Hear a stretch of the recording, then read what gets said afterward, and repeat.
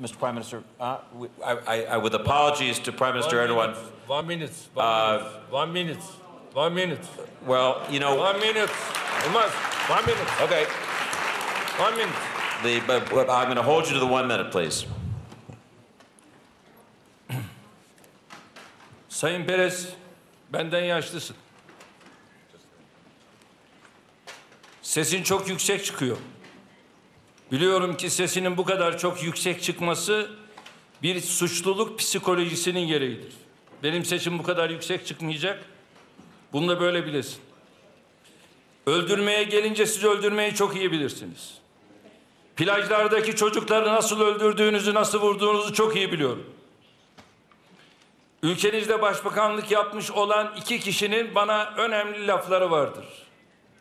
Tankların üzerinde Filistin'e girdiğim zaman kendimi bir başka mutlu addediyorum diyen başbakanlarınız vardır.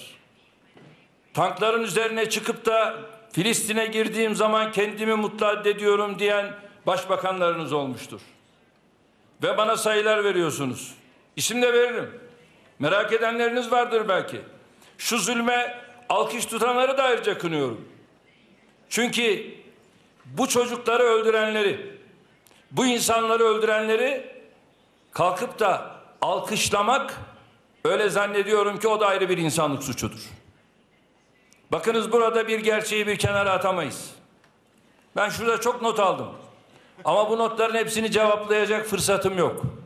Fakat ben buradan sadece size 2 söz söyleyeceğim. Prime Minister, we can't start the debate again, please. We just don't have time. Excuse me. Sözümü kesmeyin. With apologies, we really do need to get people to dinner. Tevrat 6. maddesinde der ki öldürmeyeceksin. Burada öldürme var. 2, bakın bu da çok enteresan. Gilad Atzamoni, İsrail barbarlığı zalimliğin de çok ötesinde bir şey. Bir Yahudi. Bunun yanında İsrail ordusunda askerlik görevini yapan Oxford Üniversitesi Uluslararası İlişkiler Profesörü Avi Shalom, İngiliz gazetesi Guardian'da şunu söylüyor. Haydut devlet vasfını kazandığını belirtiyor. I want to ask you to defer to our host. Çok teşekkür ediyorum. Benim için de bundan böyle Davos bitmiştir. Daha Davos'a gelmem. Bunu da böyle bilesiniz. Siz konuşturmuyorsunuz. 25 dakika konuştu, 12 dakika konuşturuyorsun. Olmaz. Let me turn this over to our host. Prime Minister, Ladies, Professor Schwab. Thank you very much. If you stay for 1 moment, for 1 minute, please. ولا تهنوا ولا تحزنوا وأنتم الأعلون إن كنتم مؤمنين.